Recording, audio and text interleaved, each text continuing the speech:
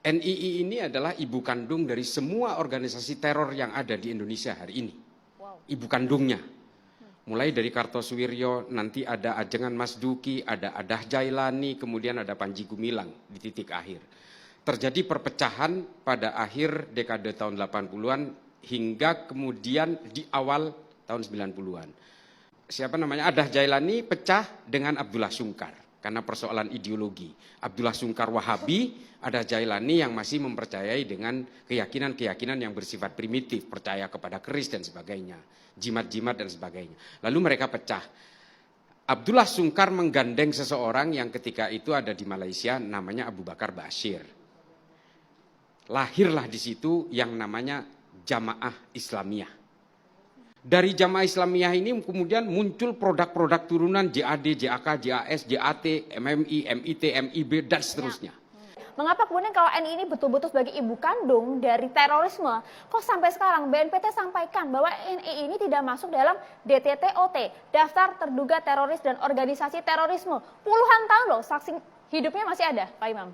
Ini juga menjadi pertanyaan saya. Salah satu ambigu yang ada di dalam kepala saya hari ini, ada beberapa dalam 1 tahun terakhir Densus 88 sudah menangkap 35 orang yang terafiliasi dengan NII. Di Sumbar, Lampung, Banten, Jakarta, dan Bali. Pendanaannya sudah ada sebagai syarat utama dari penetapan DTTOT itu adalah funding, pendanaan. Hari ini semua bergerak seolah-olah tanpa amir, tapi sebenarnya ada organisasinya.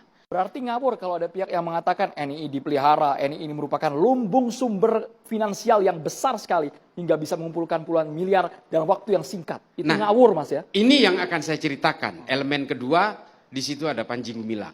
Panji Gumilang ini adalah galangan-galangan yang dilakukan oleh operasi intelijen pada zaman Orde Baru. Pada zaman Pak B.J. Habibie, ABRI ketika itu diperintahkan untuk melakukan penggalangan kepada Panji Gumilang. Pada zaman Bu Megawati, kepala BIN-nya adalah Pak Hendro Priyono, diperintahkan untuk melakukan penggalangan. Penggalangan selesai. Ketika itu terjadi bargain bahwa ketika Panji Gumilang digalang, dia meminta untuk membentuk Al Zaitun sebagai satu the center of gravity dari gerakan Panji Gumilang, sebagai epicentrum, sebagai bejana untuk melakukan upaya penggalangan ini. Sekaligus sebagai mesin uangnya. Nah ini yang kemudian dikabulkan oleh pemerintah sehingga banyak sekali dari sektor pemerintah ketika itu memberikan lampu hijau termasuk Menteri Agama ketika itu pendanaan ngalir semua ke situ sebagai dalih penggalangan dari Al Zaitun. Nah Panji Gumilang ini menurut saya pada akhirnya setelah semua operasi penggalangan itu selesai kemudian Panji Gumilang melakukan akrobatik sendiri. Dan proses deradikalisasi itu kemudian menjadi kebablasan yang menurut saya Panji Gumilang akhirnya liberal. Al Zaitun ini adalah suatu lembaga pendidikan dengan santri existing yang jumlahnya ribuan dan alumni yang jumlahnya ribuan. Dan tentu saja bagi suatu firqoh, bagi satu harokah-harokah politik ini sangat seksi. Panji Gumilang ini betul-betul sudah di luar kendali dan menjadikan kantong-kantong NII yang tersebar di berbagai wilayah di luar Zaitun itu dia buat satu momentum tahunan, satu Muharram namanya, sebagai alat konsolidasi, sebagai alat tambang uangnya dia.